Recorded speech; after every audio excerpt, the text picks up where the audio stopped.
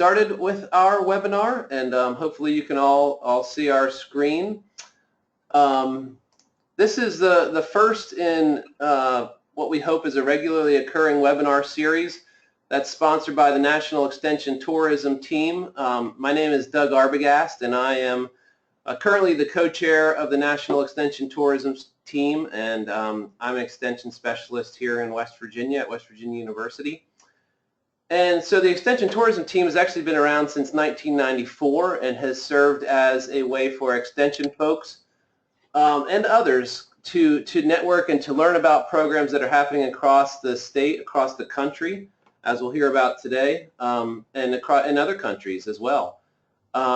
So it's been, I think, a very valuable organization, and we're trying to see if we can improve the offerings that this group can provide to our constituents. So we are organized by regions, so if you're from one of these regions, feel free to contact one of these extension tourism representatives that serves on our design team, and they can tell you more about what we do and the programs maybe that are happening more closely in your area. We will be sure to share these slides with you and all the proceeds of the webinar, so you don't feel like you have to need to write down everything that you see today. But I want to give a quick plug for our upcoming conference, which is going to be in 2017 in Princeton, New Jersey, a very historic downtown setting at the Nassau Inn, and this is going to be hosted by Rutgers University next year. We'll have a wide range of tourism topics and some really cool tours. I think New Jersey is going to give us an opportunity to see a lot of different perspectives of tourism, different applications, different markets, and kind of learn, you know, the goods, the bads, the impacts of those. So I hope you all will be able to attend that. But specifically, the topic we want to talk about today is eco and sustainable tourism.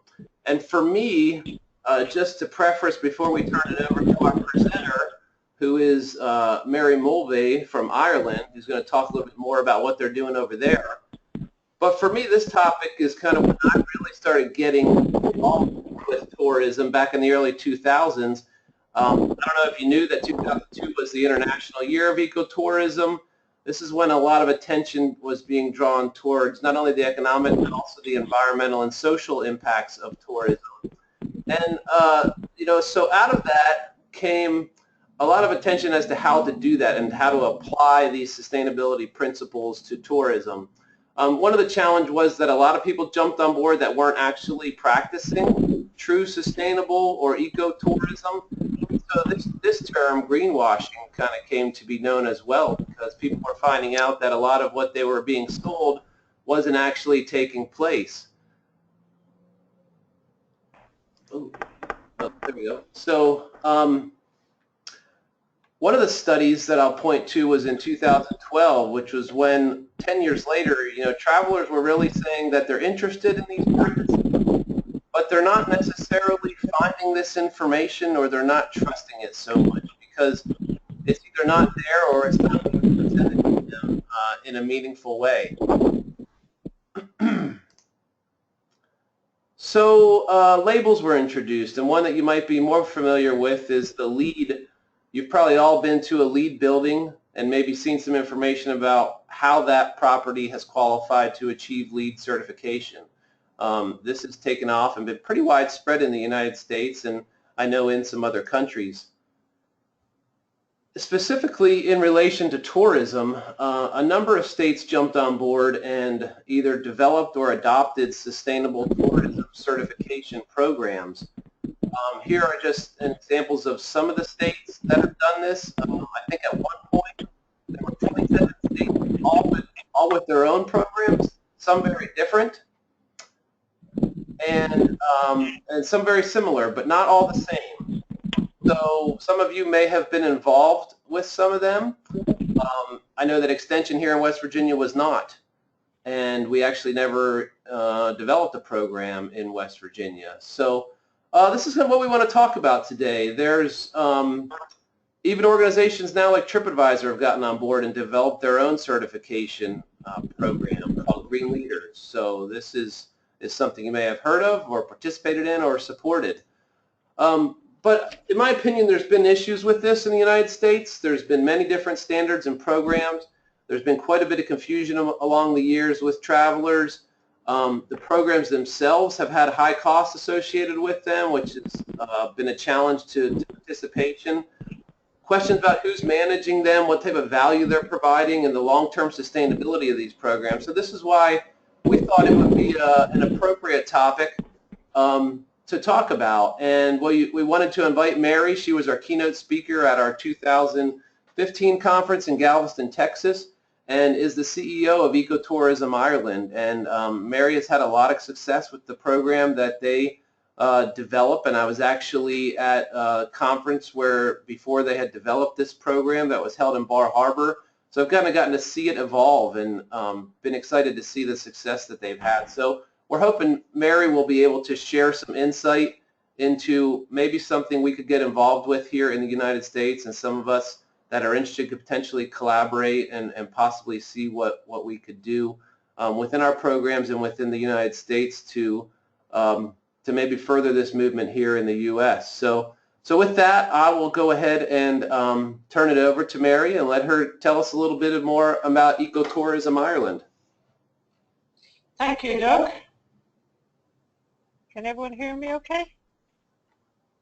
I know people are having some sound issues, Doug, with a microphone, so I'm not sure was that you or someone else. I'm not hoping it wasn't me. I don't know if they've been able to mute whatever background chatter was that we were receiving, or yeah, it sounds like it's coming from you, but I could be wrong. Do you know what I mean?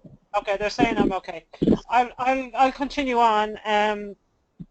My main aim in the presentation today is to give you all the lessons of how we've done things in Ireland, to put some context on it, and then to give you a little bit of ideas about, you know, what you could do as a group or as potential partners to bring other people into the same space as you.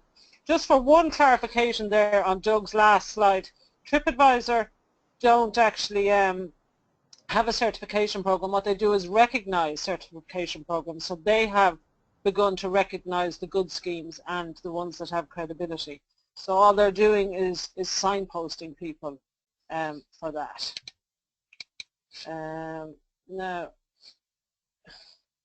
what I wanted to just start to get into people's head, because I did sense at the conference and just talking to a lot of you, ecotourism is not a good word in America. People have done it, they don't believe in it, they whatever. But I just want to say that eco-labels, you don't have to call them ecotourism. And I've come up with other ideas, but just to look at these ones that are here. Green Growth, Green Star is one in Egypt. Green Globe is a bigger one. Earth Check are based in Australia. The Long Run down below there is a very interesting one, owned by a multimillionaire who done Puma runners, decided no certification suited the type of conservation projects that he was running in Africa. And that's a really interesting one that may suit ranches in America, whatever. But just to get that firmly into your head that you don't have to call it ecotourism, whatever you decide to do. Oh, sorry. These are just some themes, because I think when you think about certification and why you want to do it, these are all the big factors, and you're in one of these boxes yourselves as leaders, thinking about the subject, thinking why you want to do it. But the most important person in that circle to me is the individual business. And the reason I believe an awful lot of programs have failed all over the world is people don't listen to those small businesses. Listen to their needs, listen to their delivery times, how they're going to manage things, the cost, and the benefit of doing things. People now, there's a lot of fatigue, I think, that people will only do something when they really believe in it and they really see everyone else committed. And whatever you decide to do in America, do it to a high standard, and your values will always help that process. So to me, sorry now. The most important, this keeps jumping on me, Doug, for some reason, is why are you doing it? So if you're thinking of doing a program like this, Is it part of a broader remit, part of a broader strategic rural development? Your key stakeholders are people with land, people who want to diversify, people maybe who may find it an intergenerational way of moving on a family farm, find it for people who maybe want to retire. There's a lot of different reasons that a certification program could be used, thinking really broadly about the type of people who might look at a new business, look at it as a toolbox of how they may develop something, and that the certification process could be a way of helping people to get there.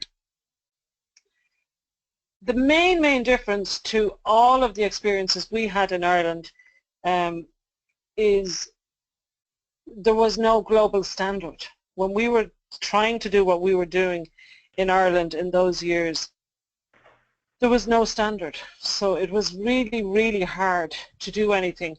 You're in a really fortunate position now where there's a global standard of all the criteria that essentially all you're doing is going to customize a new type of label for whatever. Sorry, this just keeps jumping. Where did you want to be, Mary? I can go. Do you need me to go back? The key principles of certification.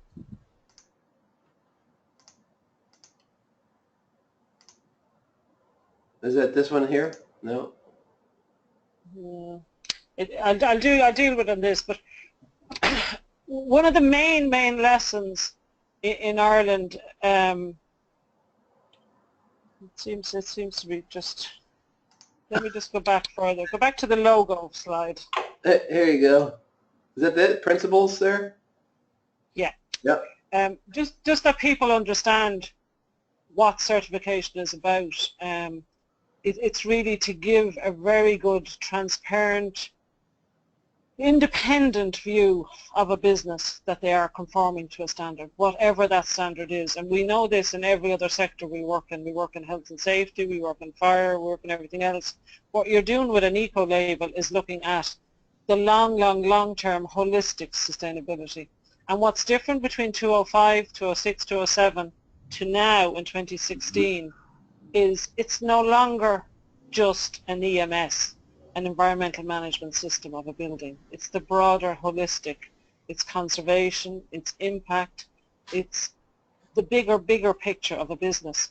You're going to have to measure the carbon. You're going to have to offer visitors ways of becoming carbon neutral, offering them at least, even if they don't take up on it. These are all now national standards and international standards in all of the criteria that you might do. But in terms of yourselves designing. Is it jumping again on you? Yeah, I don't know what I'm doing wrong. I don't know. This one here?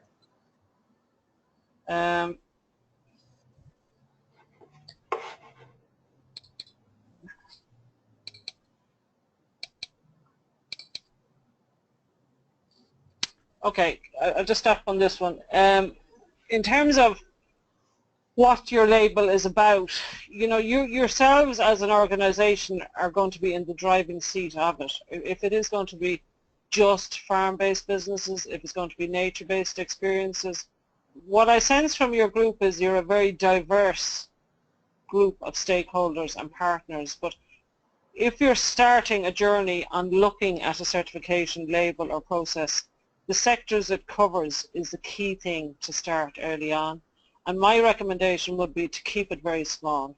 Have one criteria that will cover all sectors. Don't go inventing 10 different criteria for a walking operator, a tour operator.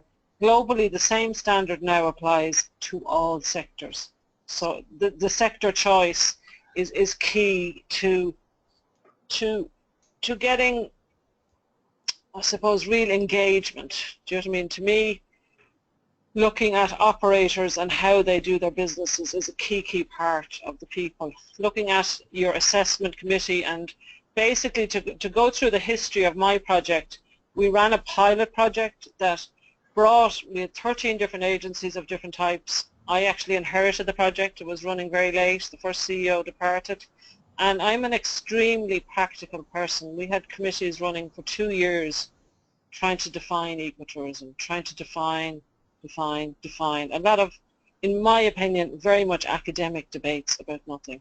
So if you pull together a committee, get real practical-based people with skills, make sure the private sector are involved in it, then if they're doing a program for you, what are the supports, what are the benefits? In terms of the criteria, the auditing, the processes, all that documentation is absolutely everywhere. So do not reinvent the wheel.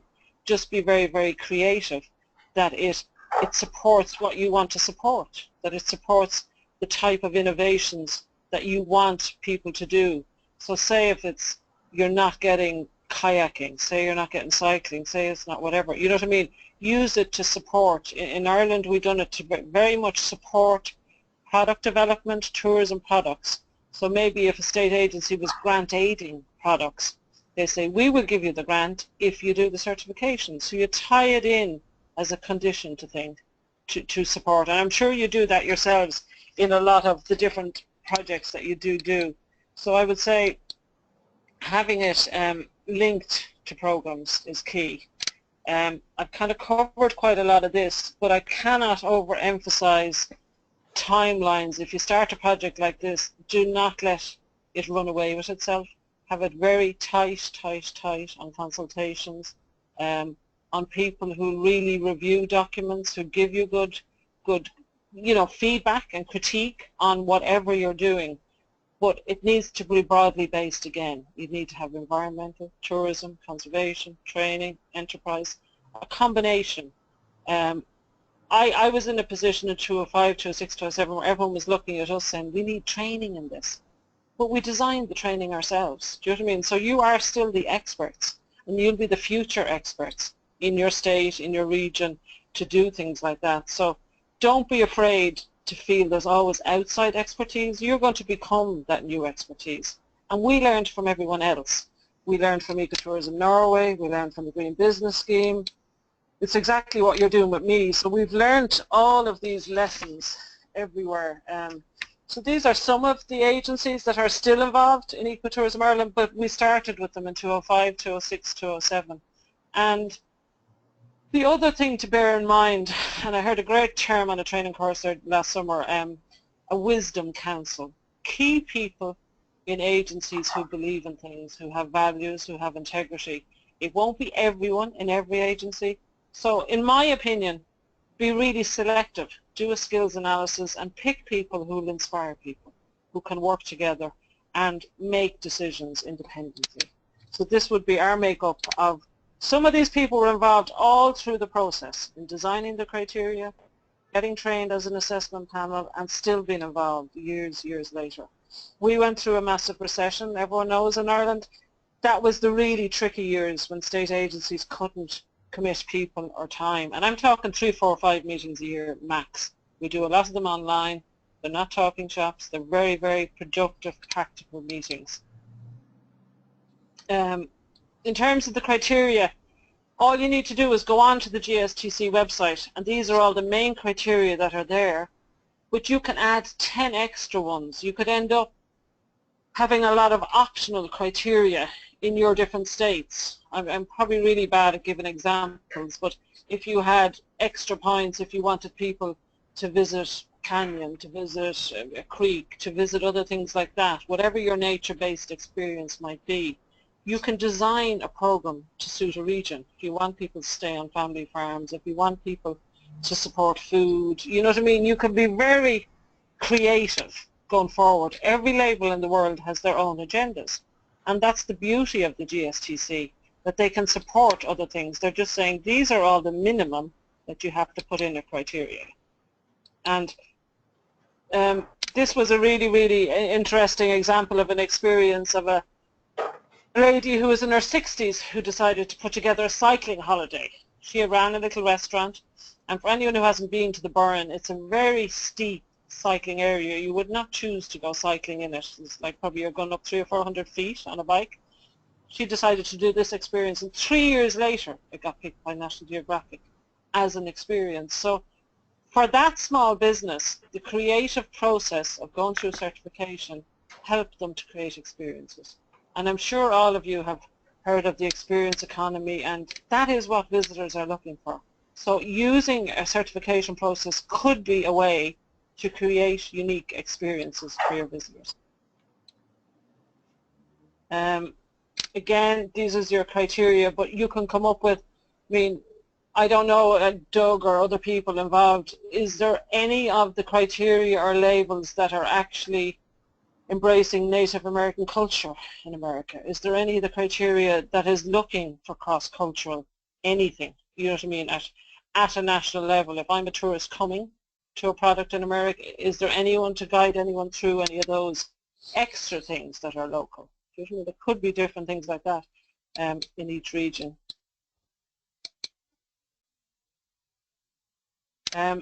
You may notice we had spent quite a lot of money. Our original project was a £3 million project, and we had spent a lot of money designing the labels.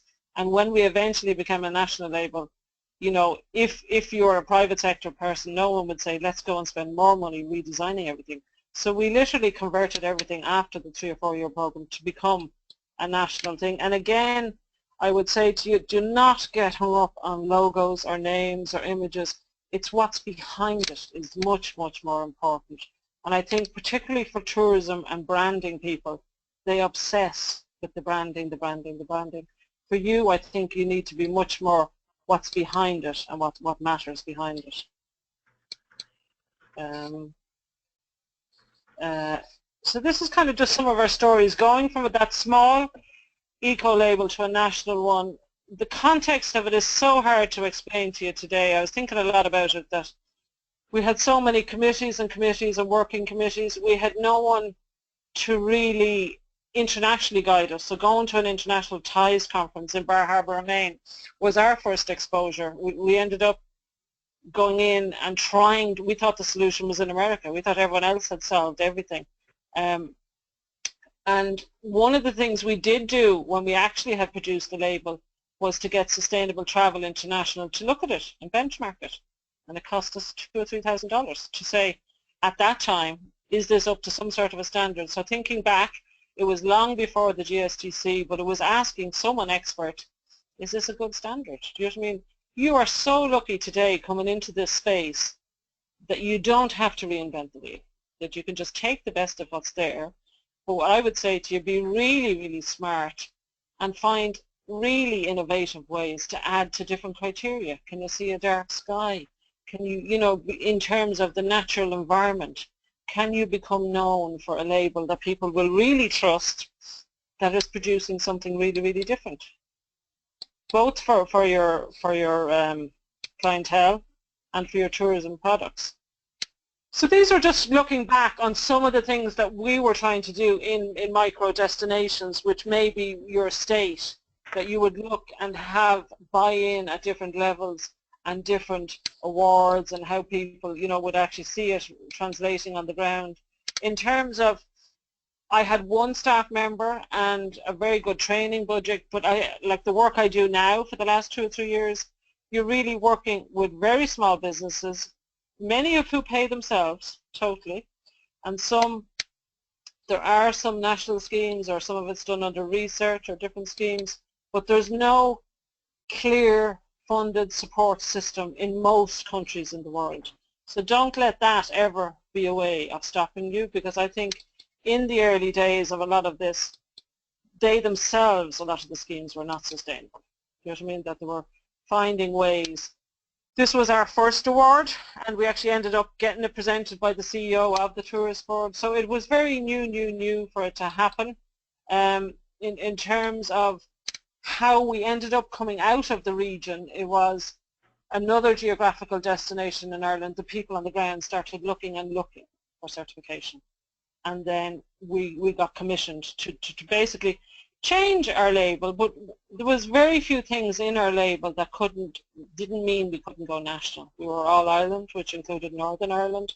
So we've always had that cross-border element of trying to encourage people to think of the whole country. So to give you an example, one criteria even now is to still have linkages to a project in Northern Ireland or have linkages across the border. And that is still something that's happening. This was probably the best publication we ever produced. I used to have a great term in Greenbox, an idiot's guide to everything. People just wanted a one page. They wanted to know how, where, what to do it. So no matter what you do in terms of a certification program, communicate it really well. Make it simple, make it accessible, take the language out of it, show people step by step what they actually have to do. And for most businesses, they're getting used of so much certifications and paperwork for all sorts of criteria. These are just another selection of other eco-labels that are around the world to give you another idea that they don't have to be totally just ecotourism, the word nature tourism. This one, TourCert, down below is a very big label with the same criteria as mine, exact same. We stood on a stand with them at ITB in Berlin, and they're for all the tour operators in Germany and Holland. Fairtrade South Africa obviously has their different agendas, and Eco-Certification Malta. So there's lots and lots of ways that, you know what I mean, you can be creative with your name.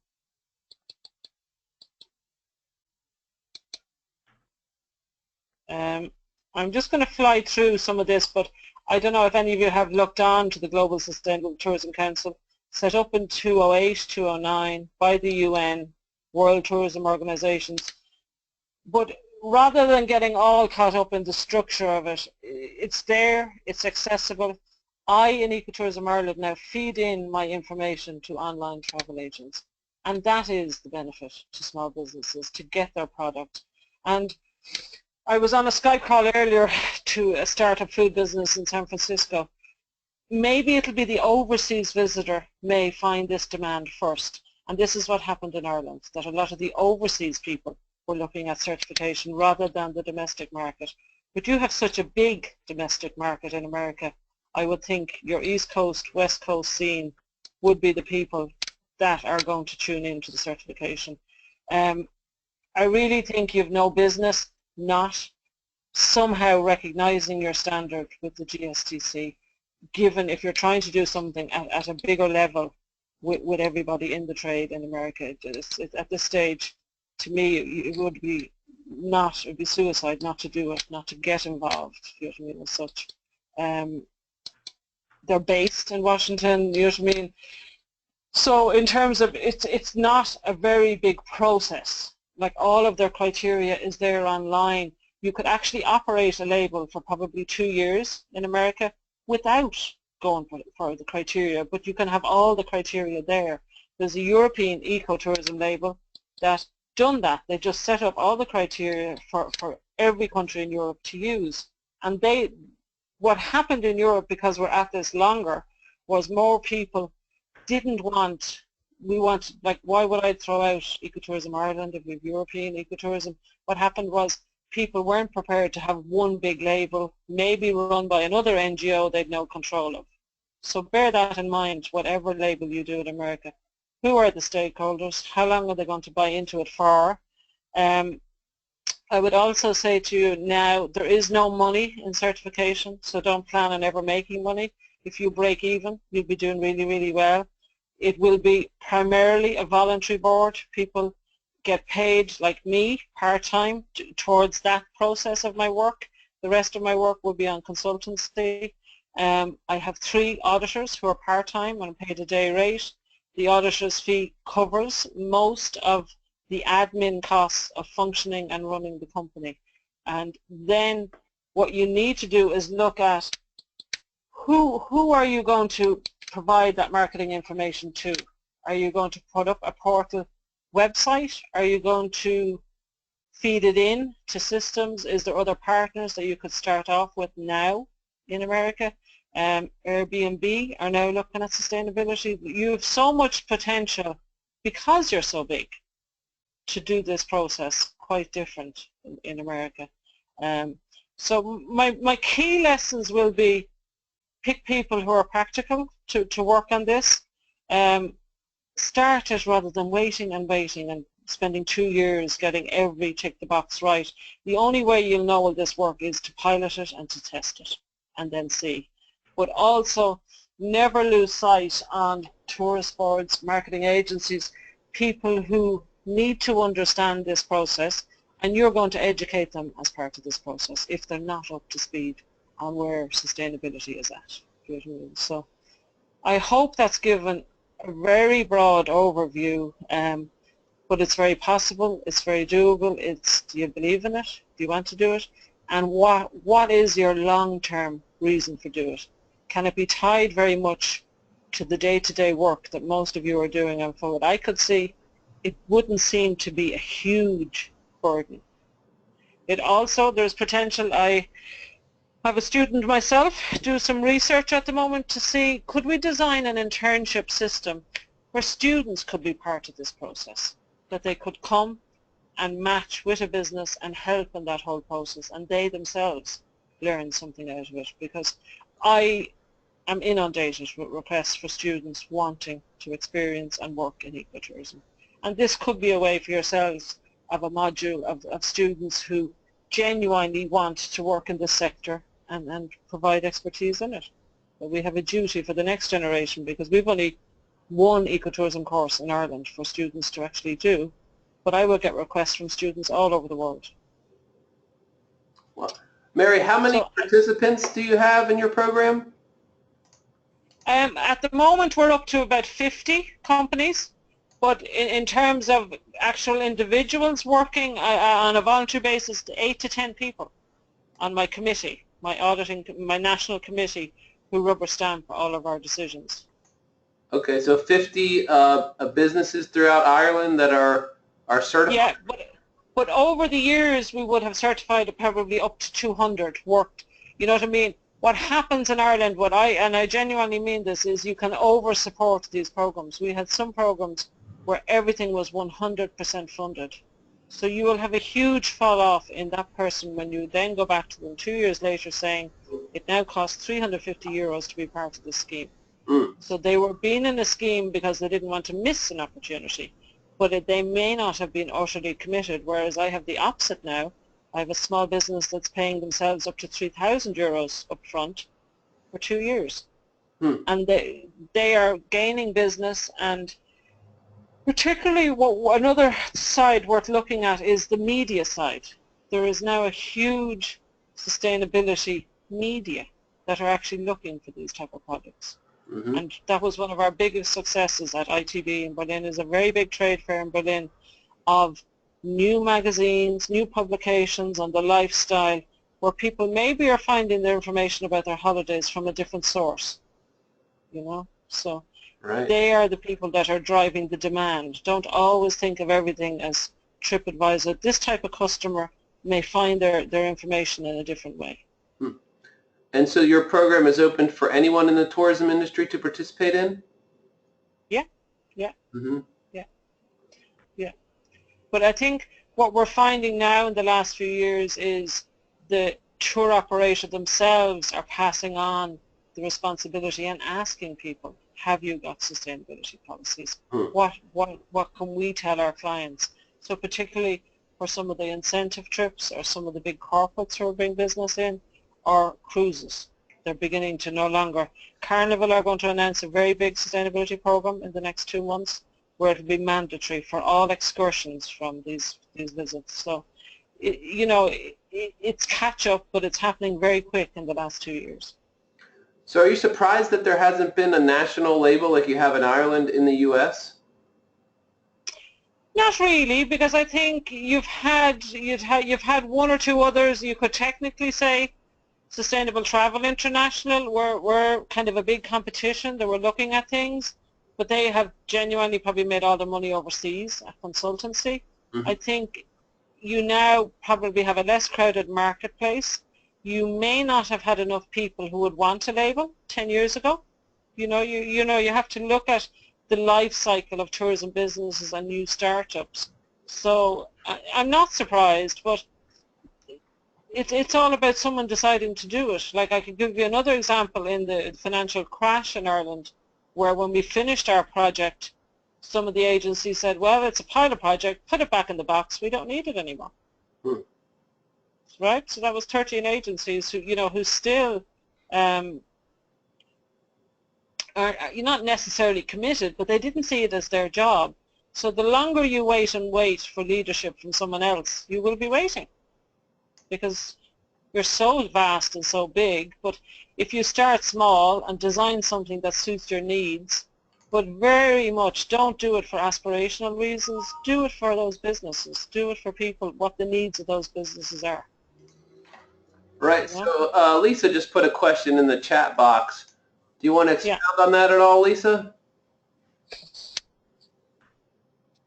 Can't see. Oh yeah, I can take myself off mute. Didn't know if you wanted us to stay on mute or not, but you were just touching on this, Mary, and I was thinking about this during your talk. As you've mentioned a number of times, the U.S. is so large, which is both a challenge and an opportunity, and there are several states have various programs, whether it's green hotels or different kinds of eco-labels, ecotourism type programs. And so I guess what I've been trying to understand in my mind as you've been talking is, what are some of the trade-offs and pros and cons of going beyond these statewide efforts to try to create something nationally? And I'm interested in hearing your perspective on it, as well as others, because there's so much autonomy within states in terms of tourism promotion.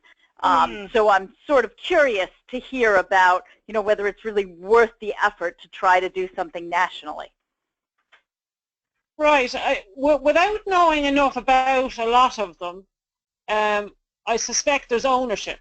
And you know what I mean? This would have happened in one or two places in Ireland as well. It's like, well, we're just the hotel label and we don't want anyone else. Do you know what I mean? And they would have come out a particular fund that was, given the reason to do that. Like LEED is a perfect example. If one label will work for buildings, why can't it work for a service, and why can't it work at a level? I think what needs to happen is maybe a bit of a, I suppose, not global view, but an agent view of people who are now, like to give you an example, we're working on a GSTC conference in Athens, and the German tourist board themselves have totally got certified. They're that committed to where they're going. So there's two things. Are all these states actually doing it for marketing reasons? Are they doing it for quality reasons? Are they successful? Do they not think the same tourist will come to different states? Yeah, I think that's no visitor. It's all over the place. There's all different reasons, and there's all different standards. And but they need to get that key message that their standards aren't worth the paper they're written on if they don't get up to global standards. Full stop.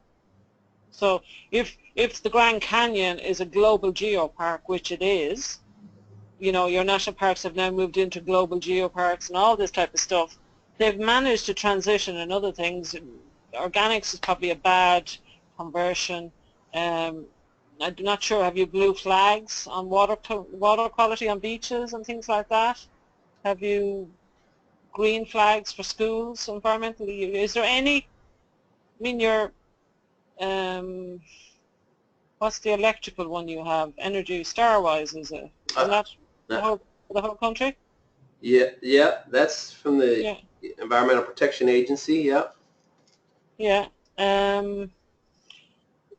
Like maybe, I don't know enough about the reasons, but I suspect in Ireland the way that, we never had quite labels. We've tried to reinvent the wheel a few times, projects, and the reason I went so global early on was I had worked for two tourist boards. I'd worked for the Irish Tourist Board and the English. And I said, I have a £3 million project here. Like, we should do something good and not reinvent a little postage stamp.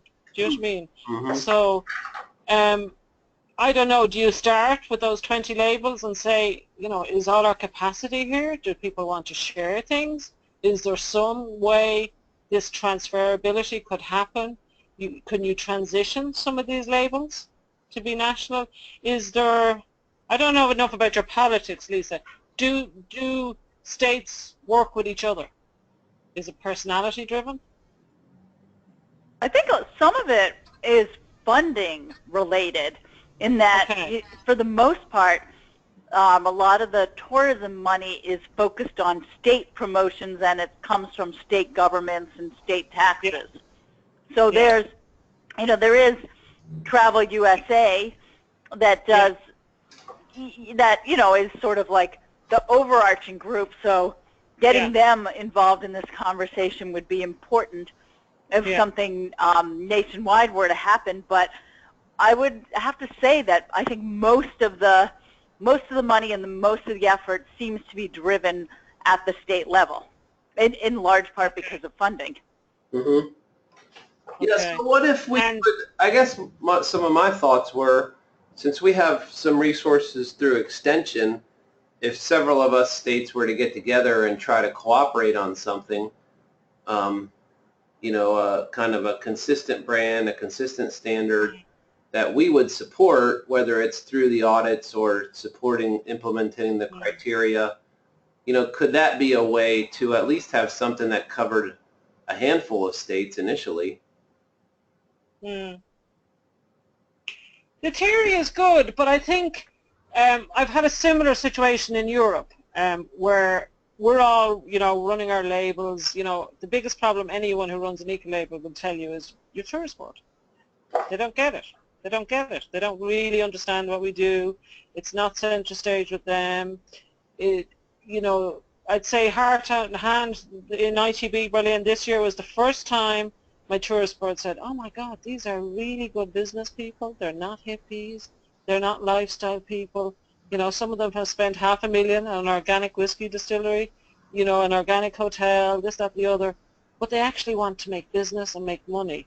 So I think what I presented to another person in the European Travel Commission, so that's 48 tourist boards in Europe, and she's an interesting character, the CEO of the Iceland Tourist Board. She started with a benchmarking study of, well, where are we at? What's going on at every level? So that, to me, your desk bit of research doesn't seem to have been done. What's the turnover? Has some of those labels lost, or are they effective? Are they, you know what I mean? You could have real expertise in one of those states that could just drive all this on if they're not threatened. You know what I mean? That's why I'm not sure the politics. Are they so wedded to the name they have and what they do? That I don't know. I'm guessing yes. I mean, in a lot of ways, I'm sure that they are, but my experience in the research that I've done is a lot of them were developed by a state agency, a state government agency, when this was all really taking off because they felt like it was something they needed to do, but then the funding comes and goes and they flounder, and some of them really don't amount to much of anything anymore. And well, that's what I'm just wondering. Like, there was a very big phase in Ireland as well. I'm talking like probably 5 or 6 projects of $500,000 each, and you like that, back in the box, they're gone, ineffective. So is that list you have there really credible at all? Is there any way, like, you're all the ones who are at the funding and the cutting edge of stuff, is there new ways of delivering this? Like, heaven forbid, the Paris Agreement and climate, and, is there any theme or strand that you can see coming in the next 10 years that you're all going to have to do in your extension programs, or have you total freedom? I don't see that. In regards to this, I don't see anything like that. Okay. Does anyone else? No, I think there isn't. So I think different states are fairly autonomous. Yeah. And I think for us, it's more about having a consistent set of criteria, and our job is to get our stakeholders to endorse this and to determine these assessments of figuring out what they're doing, how they're doing it, what their challenges are. But it's one thing to say that, it's another thing to have some common criteria that we all endorse and that we're all support, and we know what we're measuring, what we're going out there trying to get these people to do, And I think that would be very valuable if we as a group of extension tourism people could, for one thing, collaborate and determine what that criteria, what our message is. That would be pretty common. It might have some slight nuances from state to state. Yeah. Then we're all on the same page. We know. Well, that's what I was thinking. Like, I get a sense from all of you, urban doesn't matter. Do small towns matter to you? You're pretty much rural in terms of what you do, yeah? I would say. Does anyone disagree with that? We work with small towns too. Yeah. But, there was a slide with all the jumping around anyway, it's not coming up, but I'll just read out some of the proposals I had. Your nature and natural tourism, like, would anything like Nature's Best America work? Would Eco-Adventure America work? Experience Rural America? Family Experience America? Country Life America? Rural America? Like, is there one umbrella you could all fit under? Yeah, for me, it's rural tourism is how I define, because I'm in a very rural state. Everything I do is rural tourism, so I try to... Yeah, but that as a brand will mean nothing to a tour operator in London or Europe, or, you know what I mean? If you're sitting there of something that it's a brand or a label that means, but it's Rural Tourism America. Do you know what I mean? Yeah, yeah. I don't know what it would be. I mean, again, I'm not a marketing expert, I'm more of a development expert. So I guess that's where we would need those kind of partnerships but I would be more interested in how something that I can communicate with my stakeholders and help them to achieve. What resources can I provide them to help them to comply and to implement these criteria? Yeah. Yeah. But I was kind of shocked. I'm going to see if I can be heard on the phone. Can you hear me? Uh-huh. Yeah. Who is that? This is Leanne Woolery. Hey. You can hear me. I'm sorry. I've been on the phone, so I thought I didn't have a mic. No. I've been typing in chat, but I think it's hard to see chat when we're talking to each other. Right. And could I respond to a couple of the questions? Mm-hmm. Yeah, go ahead. So, Mary, you were asking about different areas that we work in. I work in both urban, small town, and rural. The way we approach some of our work is primarily regional first and then spreads out to the state. So I don't know if that's a way to think about the certification process. As you asked the question a minute ago, is there anything happening in extension over the next 10 years that we might be able to use that as a new path to think about certification? But in Missouri, that's the approach that we use, and I know extension is different in every state. So I don't know that the state's interested in certification. I think it'd be great to be able to have some kind of survey to share with our stakeholders to see if that is of interest.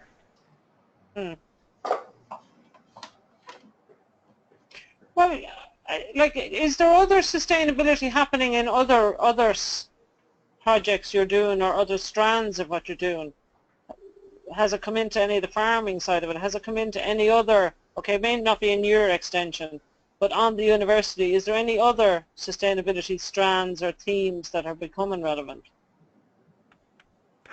I think for us in agritourism and just sustainable farming and small farming, that's where it is most in Missouri, and I think that's out in other states as well. Yeah, I would agree with that. I think, what I would like to see is something that could apply to the whole industry, a set of standards that, like I said, would be relevant to all of us, that we could commonly agree on. I mean, maybe that would be the first step, is for us all, maybe we could collectively work on that. What type of a label or a logo or how it's promoted and branded and applied and so on and so forth, that would get a lot more complicated.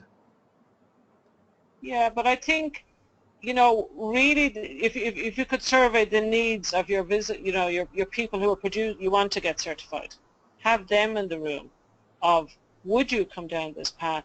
Show them examples of different countries and different ways, like that small business I showed you, who could get international global coverage on their product. Has that happened in your regions? Are these really nice products being discovered?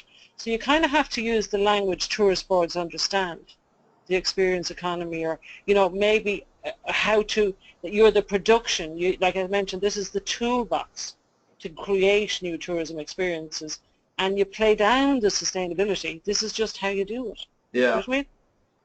You know, you have to do horses for courses in terms of, you know, I found in the early days of my project, talking sustainability scared the living daylights out of most state agencies. Yeah. They didn't get it. They didn't practice it in their daily life. That wasn't something. They would just call them the dark greenies. Do you know what I mean? Hmm. And that's where I had crazy draft criteria in my early days, where every single piece of food had to be organic. Now, in my region where I live, you couldn't buy that in 205, 206, 207. So there's no way you could talk to a normal middle-of-the-road bed and breakfast and say, it has to be organic. So that's why I would plead, have a mix of all shades of green around the table. Don't let green be the only thing driving this. It's a business tool. You know, and LOHAS is a really interesting organization in America, LOHAS, Lifestyle of the Health and Sustainability. And you probably have more research in America on this segment of the market than other countries. But I'd suspect your tourist board have never heard it. Right. Could you repeat that, Mary? L what? LOHAS, L-O-H-A-S, they're in Boulder, Colorado. Lifestyle of the Health and Sustainability. They run an organization called the Natural Marketing Institute. And there's also another very big brand, Sustainable Brands, which are all the big global brands who want to talk sustainability. So, you know, if you've maybe done it in reverse, say to your tourist boards, we can develop these products for you. This is just a way of doing it. What would Libby, looking at your criteria, be a starting point, Mary? And no, it's all on the GSTC website. You have to look at the global. It depends. Some of mine may help you, but we would have the quirkier ecotourism ones. Look at the main global ones. They're all there, which are covered and translated in mine. But I think for you, you need to find nice creative ones that focus on the individual, focus on the community, focus on does conservation matter? You don't have to tell everyone you're calling this ecotourism, but do you want your visitor to engage in a conservation aspect of their visit? You know, could you all find a good conservation NGO that needs support in your state?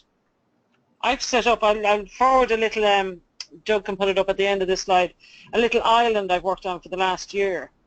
And they've, at the end of it, have decided we can't do this conservation ourselves. We're going to ask the tourists to chip in here. So they've set up their own conservation trust, so linking tourism and conservation. Is that beyond the beyond? We've a lot of new terminology in Europe now called natural capital, to really, really putting a value on nature. yeah. That is something in the cultural heritage tourism educational training that I produce, trying to get some of our communities to understand the natural capital, which is one of the 7 capitals we focus on in talking with them. It's always surprising to me how these folks that I'm working with in communities anyway do not think about nature, even if they're sitting right next to one of our largest rivers in the country. They don't think of that as something, as a resource or a part of their life. It may not be their livelihood anymore. It doesn't, you know, directly impact them. But it's very challenging to get people to think about the fact that natural resources are really could be an important part of their heritage tourism initiatives. And any suggestions you have towards helping them get that would be greatly appreciated. Well, I can give you 2 or 3 cultural heritage projects that are my members. Again, that a tourist board would say, this isn't eco or this isn't sustainability. It's being Irish for a whole day, learning the Irish language, learning about food, you know, actually experiencing a peatland and a bog and things like that. But another project I work out on an island, the guy decided to do sheep tours, to bring people to see the sheep. Like staying on Miles's ranch in Texas, that's an experience. No one else, you know what I mean? If you're coming from urban New York or Los Angeles or all these other places, when I was working with the sheep farmer guy, he was being really shy and saying, well, I don't want to really make it touristy. And I said, well, Jack from San Francisco doesn't know that you have names in all those fields, doesn't know why this particular type of sheep is on this island, doesn't know. So he ended up coming up with 10 basic stories and themes and stuff like that. And to me, this work converts the person into the experience. Do you know what I mean? So if there's some way of packaging that, that's what people are looking for on a holiday, is interaction with people, interaction with locals.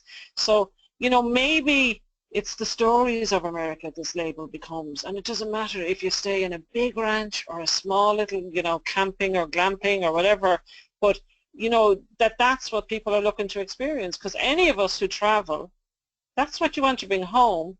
But I often find some of the people you're working with aren't travelers, so they've no appreciation of the gold dust they have under their feet, and that could be. That's a really good point.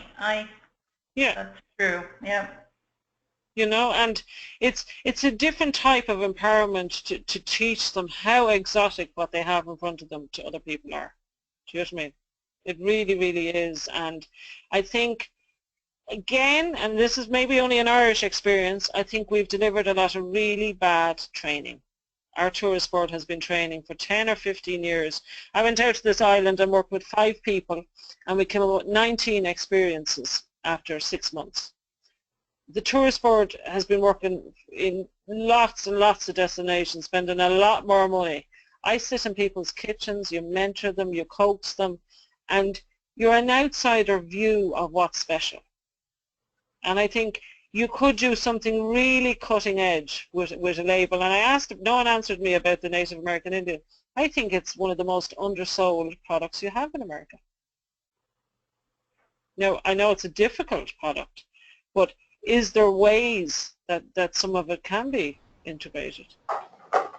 They have a lot of nature connections. Well, that's true, and it is an interesting topic, and probably would take hours of lovely conversation around it. There are different places across the country that the native people do have their own sites where you can only go to that site through one of their interpreters or one of their you know, native people. So as far as somebody outside that culture, you know, using it as a product for tourism, that's another whole issue. Like I do get a sense, like I had a good friend doing the Grand Canyon, and she'd no concept she could go and do any of those experiences there. And I said, oh yeah. Which is, how do you find out about them? Do you know what I mean? So maybe there's a way they could become more mainstream in terms of, you know, if a few progressive ones became part of something like this, that, you know, you are getting the different type of experiences. No, I don't know. It's only money throwing it out there, because culture, language, all those things are what we've forgotten about. You know what I mean? The stories, the folklore, all those kind of things. The small things people want on holidays. You know? Yeah, and it's great, Mary, to hear your perspective from outside the U.S. Yeah. That's very valuable for us. Yeah. And, you know, when you brought up earlier about rural tourism versus rural tourism USA, you know, sort of that, you know, I agree with Doug that most of us, at least I'm not in Extension, you know, we're more on the product development, community development side, and less on the marketing side. So it is really interesting to, you know, hear how things come across to the European market. Yeah, and I think, you know, people are looking for different things. I came across a very interesting tour review site. So basically, there's an Australian guy set up tourreview.com, okay? Because he said, there's no way you can go and compare a trip. So say I want to go to, whatever, Colorado for a week. Someone's offering me a tour. You can't get a review of a trip, you know, like more than multi-day trip. You can do TripAdvisor of an attraction, you can this, that, the other. So he's done that proposition.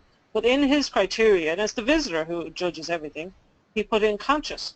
Do you think the visit was conscious? Do you think that actually, there's another model, and I can send Doug the link for this as well. There's a very big conference coming up on sustainability in New York on May 13th, first time ever in the UN, where they're trying to rethink how tourism could be designed different at sustainable level and stuff like that.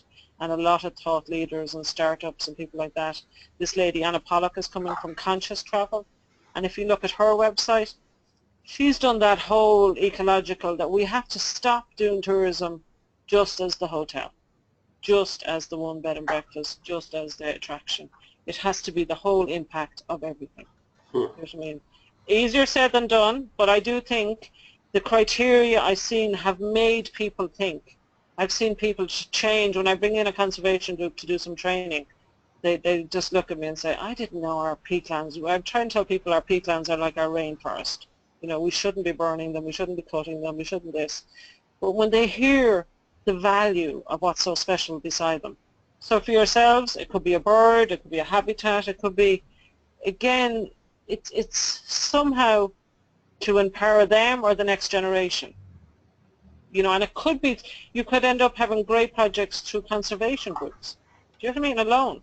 That's, communities are, I was at a natural capital conference in London last week, and the guy stood up saying, it's ironic in a country now where every local authority wants to hand their property and their land to the National Trust. So they're a non-profit organisation who will manage historic houses, national parks. And he said, we're really cash rich because everyone wants us to manage it because they trust us. They don't trust local government anymore. They don't trust the old system. But it was a very interesting perspective of where society is thinking, that they want maybe to support different types of initiative that are social enterprises. You know, from listening to all of you speak, all of your people will fit this box if you can find the right umbrella and the right need. And the one thing I should have mentioned a lot more was networking, that you finally will get people networking that are like-minded. So you might have only 1 or 2, 3 green people in your small region, and they felt like they were crazy all the time. And now their time has arrived. You know, you have an intergenerational thing. We have people moving back from countries all over the world, particularly San Francisco, and people move back to Ireland. It changes them. They have a green perspective on life. So that could be happening in your areas too, and you may not be engaging with people that could do a lot of inspiring work, you know? Yeah. The networking bit, particularly for the agencies, is very important as well, that you find people are stuck in projects that don't network. You're obviously a networking group yourselves, but maybe not the environmental guy, maybe not the forestry guy, maybe not the person who's actually doing the protection. They don't find a way to network or to come in. Like because this island I'm working on, the community decided to help with their own community nature plan. They'd never met the local ranger. He's never bothered to consult or do that kind of level. So you could end up getting a lot of nice community projects out of it. So it depends on your creativity and design, not to exclude people. Yeah. Does anybody else that's on here have any questions for Mary? I thank you, Mary, and I really appreciate it. I got to meet you and hear you back in October, but you've given some more depth in this conversation, and I really appreciate it. Yeah, no, I totally enjoyed meeting all of you as well, and, you know, I really think there's a lot of people will help you. I think we don't ask for help. So in fairness to Doug, who badgered me, and I have found this all the way through this process. It's not always about big budgets and big money. It's just saying, we're trying to do this, can you help us? You know, that you will find support and systems there that, you know, but just be very creative. You're going to have a very different solution because of where you're all coming from. Yeah. But don't leave the private sector out of it. Right. There is a link to evaluation of the webinar. Does everyone see that in the chat box? If you could click on, are you all able to click on that link? Does that work Yes. for folks? Yes. So I just ask if you would all click on that. It's a short evaluation in Qualtrics, and give us some information on the webinar, so we can continue to hopefully provide these and identify topics that are relevant to our stakeholders, people that we work with. Yeah. One other thing I forgot to mention, I ran 2 very big conferences to kind of get our head around all this. And what happened was people came from all over the country. Do you know what I mean? To say, oh, this particular region are the experts in this. And bringing again international speakers. This Norwegian lady came and just basically advised our tourist board. It was an outside view. They listened to her. They wouldn't listen to me. I get invited to Norway to tell them the same. They won't listen to her. So oftentimes you're prophet in your own land, and you know what I mean. I think you from what I'm hearing, there's some really good products going on out there, but I wouldn't be able to find them on Google. I guarantee you. And had I had drove up to Vermont, I was off season, I was this, that, the other, I would have loved to plugged into this is where I can find them. Even if they're all closed, it's fine. But you have to put a lot of work in to finding a sustainable product in America. Yeah, that's exactly right. How about you guys that are on the call? Do you have any thoughts about what we might do to maybe to work on this, something in this regards? You're asking about certification specifically, or? Yeah, I mean criteria, certification programs, all of that. Does anyone have anything that they're actually using in their state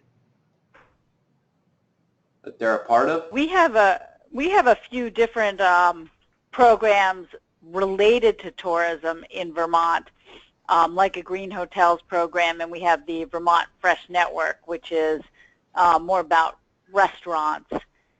So we don't have something comprehensive. We do have people in agritourism have talked about doing something as well.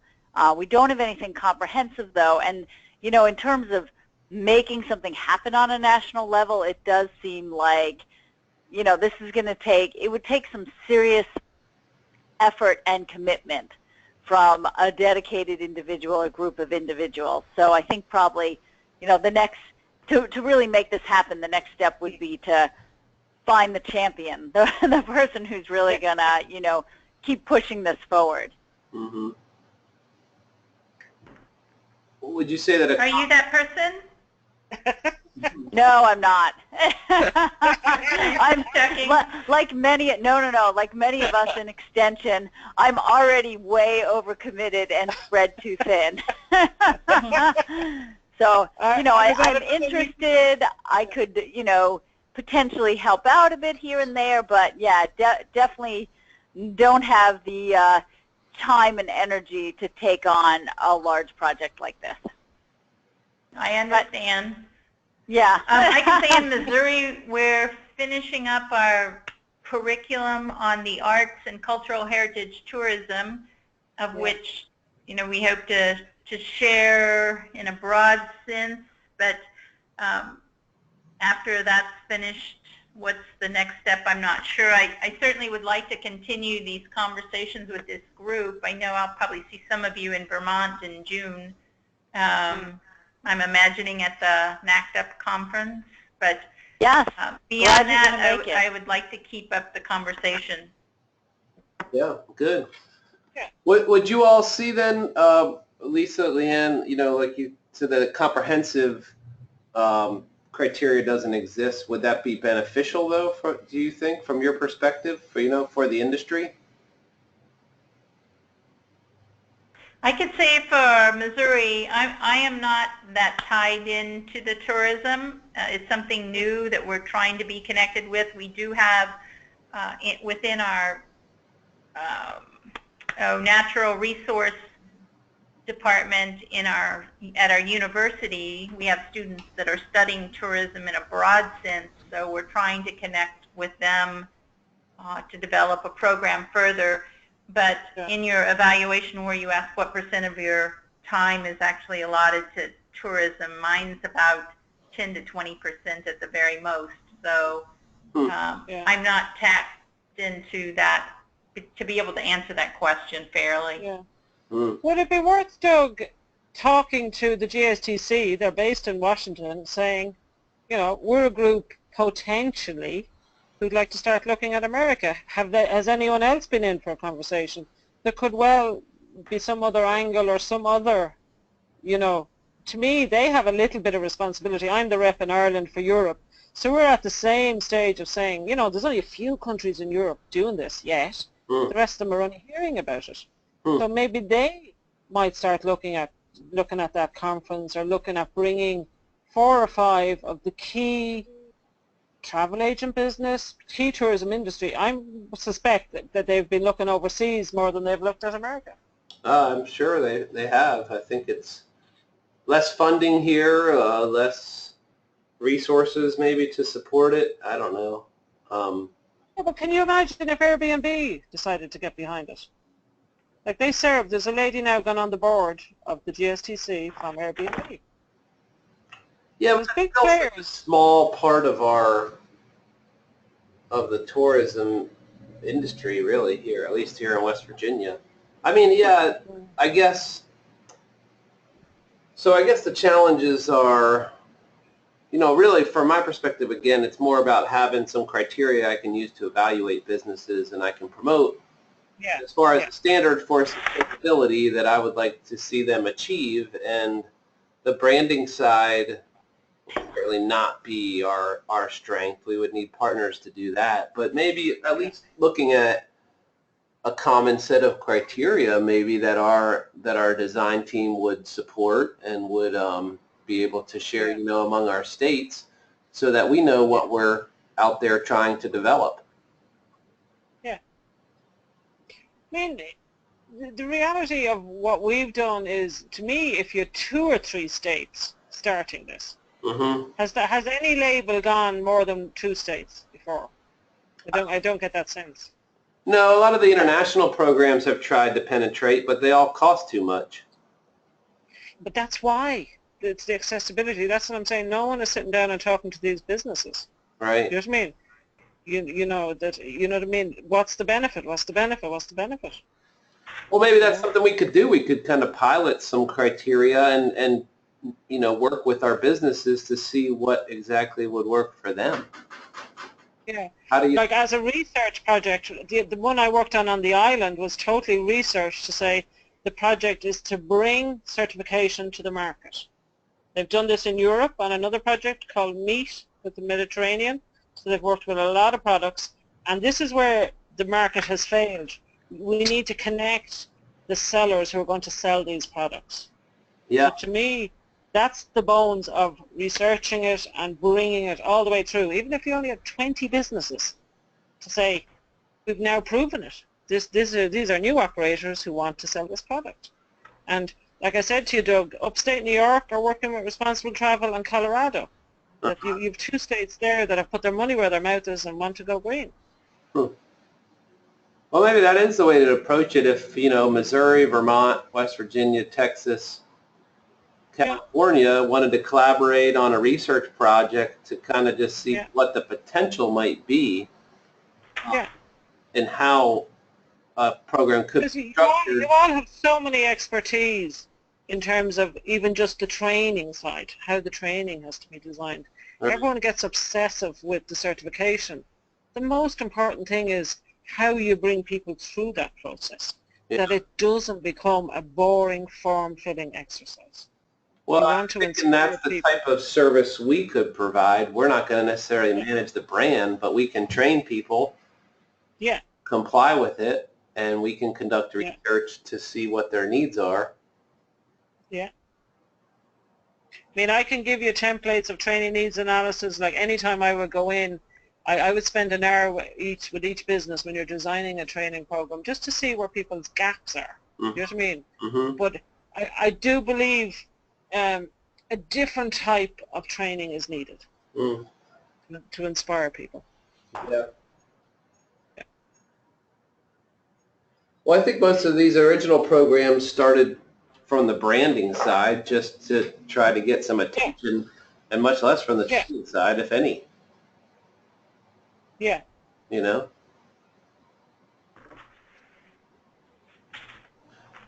So maybe our group could get together and decide if that would be something we'd want to pursue or try to get funded, try to find some funding for a multi-state research approach to this.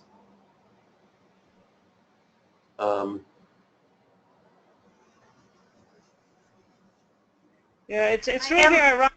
We have a lot of universities coming to Ireland to offer us, your students, to do this Yeah, kind I of know.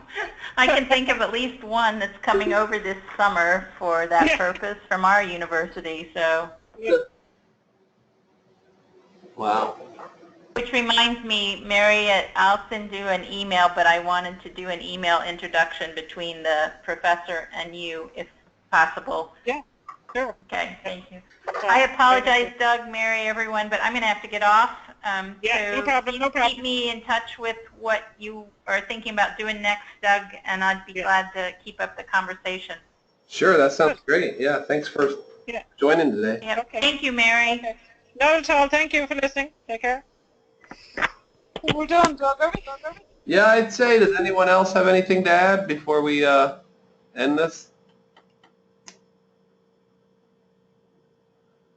I guess we have some ideas, some potential ways that we could maybe work on this collectively. So I think it'll be up to our design team, our group, and others to decide maybe what. I'll give you a few websites of those links, and you can put them on the last page for Conscious Travel, LOHAS, maybe that conference in New York, and even just my little video, just to give people an idea. It can be very small scale, you know what I mean? But there's ways it could be connected to an award system. You know what I mean? You're promoting a nice award once a year in America. It doesn't all have to be. There's other ways of doing it. Yeah. All right. Well, thanks, Mary. We appreciate your time. Not at all. Okay. Take care, everyone. Right. Nice to talk to you again. Yep. Okay. Take care. Thank you. See y'all. Thanks for joining.